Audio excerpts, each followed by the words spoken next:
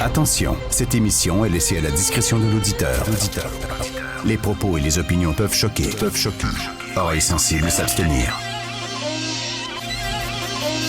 Richard Martineau. Un animateur pas comme les autres. Richard Martineau. Bonjour, hi, merci d'écouter Cube. Thank you for listening to Cube. C'est comme ça que ça se passe au Québec, c'est dans les deux langues. On est la seule province bilingue du Canada, parce que dans les autres provinces, on parle pas les deux langues, OK? C'est nous autres, c'est la seule province bilingue. Donc maintenant, ça va être comme ça. Thank you very much. Alors, si on en croit le syndicat des employés de la SAQ, demain et jeudi, il y aura une grève. Ils sont en négociation aujourd'hui. Nous allons en parler avec, Éric Duhem. Est-ce qu'il est déjà au bout du fil, Éric Duhem? On va en parler avec Éric Duhem, qui est chef du Parti conservateur du Québec. Et bonjour, Éric, il y a quelques années, il a écrit un essai, c'est un essayiste aussi. Il a écrit un essai, justement, sur la SAQ qui était très intéressant, qui s'intitulait « La SAQ pousse le bouchon ». Il est avec nous. Salut, Éric. Bonjour, Richard. Écoute, Éric, il y a quelques années, je discutais avec un touriste français, puis c'est pas une farce, c'est vrai, ça. Et il y a deux choses qu'il comprenaient pas sur le Québec. Il comprenait pas qu'on avait une taxe qui taxait la taxe. Ça, il n'en revenait pas, il n'avait jamais vu ça. Et il ne comprenait pas que les employés du gouvernement, c'était eux autres qui vendaient du vin. Ils disaient, écoutez, ce sont des fonctionnaires. Ça sert à ça, vos fonctionnaires, à vendre des bouteilles de vin. J'ai dit, oui, c'est comme ça. C'est vrai que c'est dur à comprendre, Éric. C'est très difficile à comprendre, puis ça explique peut-être pourquoi on paye l'alcool plus cher et pourquoi il va y avoir, par exemple, là, demain et jeudi, potentiellement une grève qui va prendre en otage la population, parce que c'est ça qu'un monopole public, ça fait. Ça veut dire qu'ils peuvent monopoliser la vente. Donc, à partir du moment où ils décident qu'ils vendent plus, c'est tout le monde qui se ramasse gros gens comme devant. Vous allez me dire, écoutez, boire de l'alcool, c'est pas un service essentiel. Vous avez raison. Cela étant dit, ça justifie pas qu'on traite les consommateurs comme si c'était des moins que rien, là. Et d'autant plus qu'on a un gouvernement présentement qui est élu depuis 6 ans à l'Assemblée nationale, qui avait promis, en campagne électorale en 2016, c'était un des gros engagements, en 2018, pardon, un des gros engagements de la CAQ, là, mettre fin au monopole de la SAQ. Il avait même dit qu'il arrêterait les bonnies, là, les super bonnies aux dirigeants de la SAQ. Mais on est obligé de se rendre compte aujourd'hui que c'était de la poudre aux yeux, puis on s'est fait rouler dans la farine là-dessus aussi, là. Mais tu sais, on va changer, là. Au lieu de SAQ, Société des alcools du Québec, on dirait Société des souliers du Québec. Puis on dirait, mettons aux gens, si tu veux t'acheter des souliers, des bons souliers, il faut que tu ailles dans un commerce qui appartient au gouvernement. Puis dans les dépanneurs, tu aurais seulement des gougounes, mettons, puis des crocs. Puis c'est tout. Puis les beaux souliers, ça serait la Société des souliers du Québec. Les gens diraient, ça n'a pas de bon sens. Qu'est-ce que fait le gouvernement dans le commerce au détail? Parce que c'est ça, là.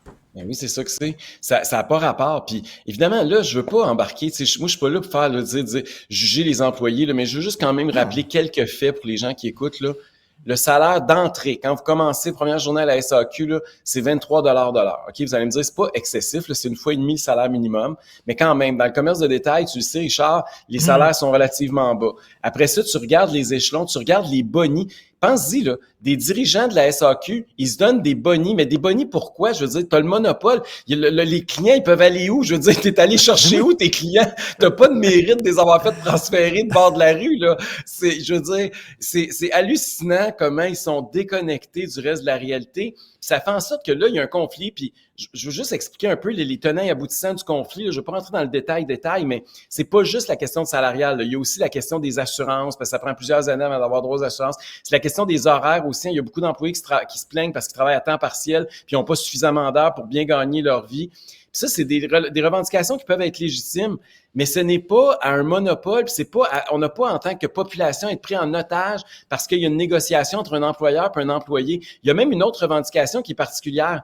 Il y a un centre de distribution de la SAQ qui est en train d'être construit pour pouvoir expédier. Si Richard Martineau, demain matin, il veut acheter, je sais pas, une bouteille de Tia Maria en Gaspésie, il va se faire livrer sa bouteille de Tia Maria chez eux. Puis là, ça va se partir d'un centre de distribution à Montréal. Là, les gens disent c'est complètement ridicule. On a des succursales qui sont à côté de où les gens se trouvent en région. Pourquoi c'est pas nous autres qui les expédieraient? Pour l'environnement, puis économiquement, ça a plus d'allure.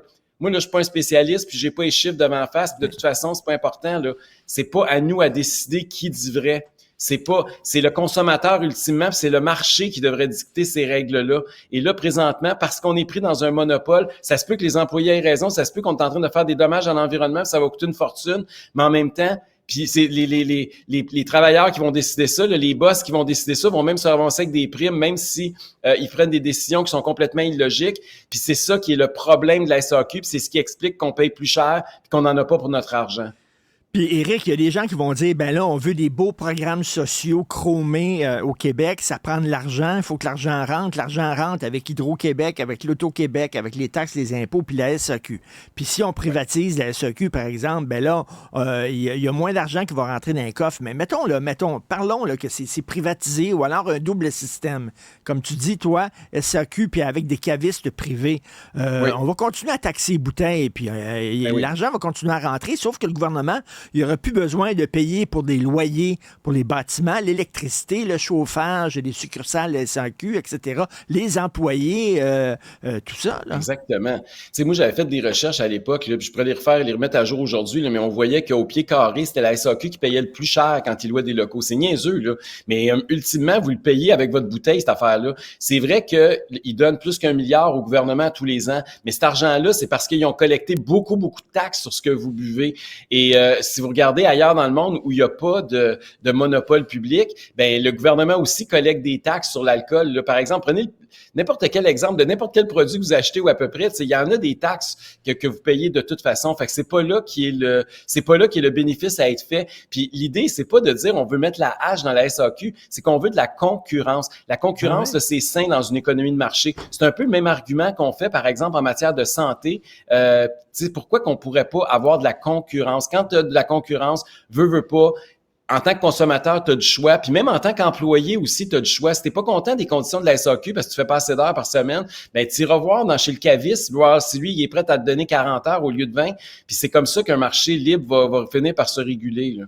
Écoute, tu vas à Paris, là. Je suis allé à Paris. Moi, j'aime le Calvados, là. Puis à un moment donné, il y avait un petit caviste. Le gars était spécialisé dans le Calvados. T'as rien que ça, des Calvados de partout à travers le monde. Puis là, à un moment donné, il est descendu dans le sous-sol, dans la cave, puis il est arrivé avec une petite bouteille poussiéreuse, puis il me montrait ça. Puis tu sais, il était passionné. C'est le fun. Je dis, c'est dans le privé. Puis est-ce que ça veut dire que les gens sont...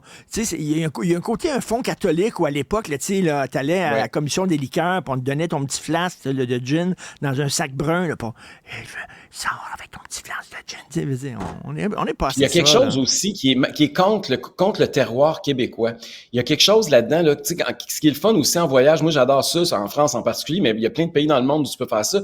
Tu peux faire la route de n'importe quoi, là, de la bouffe. Puis chaque région va marier un fromage, puis une charcuterie avec un vin ou avec un digestif ou avec un apéritif. On a plus que 350 producteurs de boissons alcoolisées au Québec, puis on n'est pas capable de mettre en valeur nos produits du terroir. On n'est pas capable de les marier avec l'épicerie du coin, avec la boulangerie, avec la charcuterie, avec la pâtisserie, avec les restaurateurs de la région. On n'est pas capable d'agir. Puis c'est quelque chose qu'on perd, là. Comme touristes, ils ont une perte, mais comme économie locale, on a une perte. On n'est pas capable de mettre nos produits locaux en valeur, alors qu'ailleurs dans le monde où les gens sont plus libres, ben eux autres sont capables de mettre leurs produits du terroir en valeur. Puis il y a quelque chose aussi, mais il y a des affaires que je comprends pas, Éric. Il y a un café à côté de chez nous qui vend des bouteilles de vin. Tu sais, on dirait que, je sais pas, on dit non, c'est rien que la SAQ qui vend du vin, mais c'est pas vrai. Il y a certains commerces qui en vendent, puis on dirait que la loi est pas claire, là. Ben, elle n'est pas claire à cause de ce que tu disais tantôt, là. C'est que c'est une relique d'une époque de prohibition, OK? Puis ça, c'est à cause de la religion, puis il y avait toutes sortes d'affaires, là. Tu sais, il y a une époque où le monde se promenait quasiment avec un sac à poubelle sur la tête pour aller acheter de l'alcool parce que t'étais mal vu, t'étais jugé. Mais on rit, mais ça fait pas si longtemps que ça, là. Il y a encore du monde vivant au Québec qui ont vécu ça, là. Fallait cacher les bouteilles, fallait, bon... Puis tout ça a fait que tranquillement, on a libéralisé, mais on l'a fait au compte-gouttes, puis on a voulu que l'État contrôle ça. Et c'est ça qui est l'erreur. Et et aujourd'hui, on se ramasse avec une loi qui est complètement archaïque et qui fait qu'il y a des aberrations comme celle que tu viens de souligner, tu sais. Puis même dans les dépanneurs, comment c'est que les dépanneurs, ils ont juste le droit de vendre de la piquette? Explique-moi ça. C'est parce que le monde qui va dans les dépanneurs, ils connaissent rien dans le vin puis ils se contentent de peu. Mais en plus, c'est que tu vas dans les dépanneurs, tu peux acheter de la bière.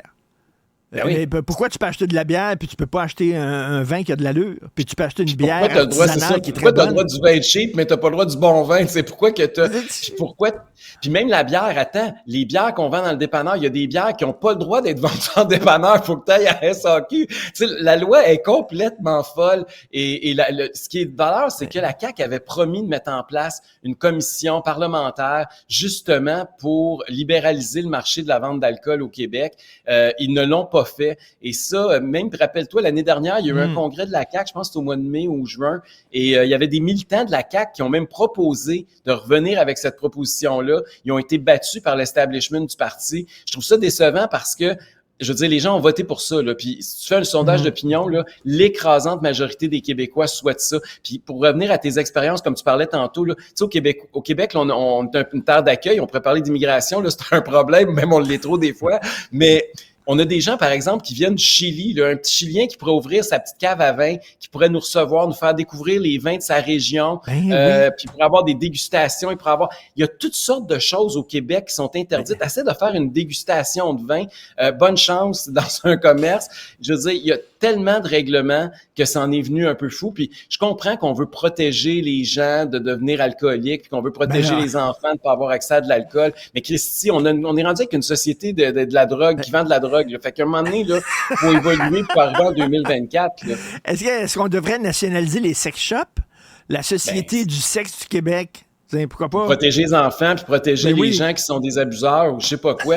Je veux dire, à un moment donné, à vouloir trop protéger, ce qui arrive, c'est qu'on érige un monopole public en espèce de vache sacrée. Puis aujourd'hui, on est prêt avec. Puis une des conséquences, c'est qu'ils peuvent prendre le Québec en otage avec un monopole. Puis c'est malheureusement ce qui va se passer dans les 48 prochaines heures au Québec. Puis que des gens, je veux pas lever le nez sur les gens qui travaillent à la SAQ. Moi, il y a un gars à la SAQ où je vais qui est super bon, l'excellent conseiller. Mais tu sais, quand même, de dire qu'il y a des gens qui mettent des bouteilles sur des tablettes, sont des fonctionnaires de l'État, avec tous les avantages sociaux qui viennent avec, ça n'a pas de maudit bon sens. Et toi, au Parti conservateur du Québec, ce que vous faites, c'est pas ce que tu préconises, toi, c'est pas une privatisation complète de la SAQ, hein, c'est ça?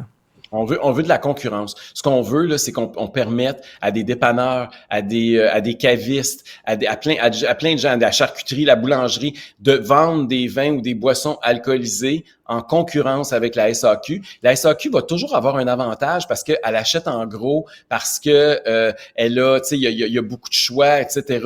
Il va y avoir des gens qui vont continuer à la SAQ, mais au moins, on va avoir une façon de se soustraire de ça. Parce que même présentement, là, vous allez me dire, oui, mais des fois, je vais dans un restaurant, puis eux autres, ils font des importations privées, mettons, là. C'est vrai, tu peux faire ça, mais ils sont tous obligés de passer par la SAQ. Puis je sais pas si tu as vu, il y a eu un excellent reportage il y a 2 semaines à Radio-Canada où on parlait des dizaines de milliers de bouteilles qui sont gaspillées littéralement, là, hein, ils les détruisent complètement parce qu'ils n'ont plus de place dans les entrepôts, puis au lieu de les vendre, puis là, je sais bien que là, tu dire vendre de l'alcool à rabais, c'est un scandale, mais je m'excuse, mais on vend tout dans le marché à rabais quand on a des surplus, on s'arrange tout pour que ça soit écoulé.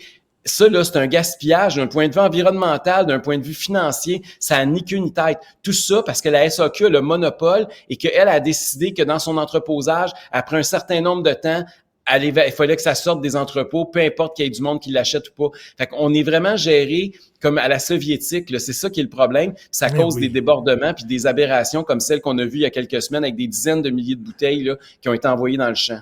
Complètement ridicule. Et c'était une promesse de la CAQ, une autre promesse non tenue. Alors, le livre d'Éric que vous pouvez trouver encore dans les librairies et les bibliothèques, la SAQ pousse le bouchon. Une très bonne réflexion. Merci beaucoup, Éric Duhem, Parti conservateur du Québec. Salut. Toujours un plaisir, Richard. Merci. Merci.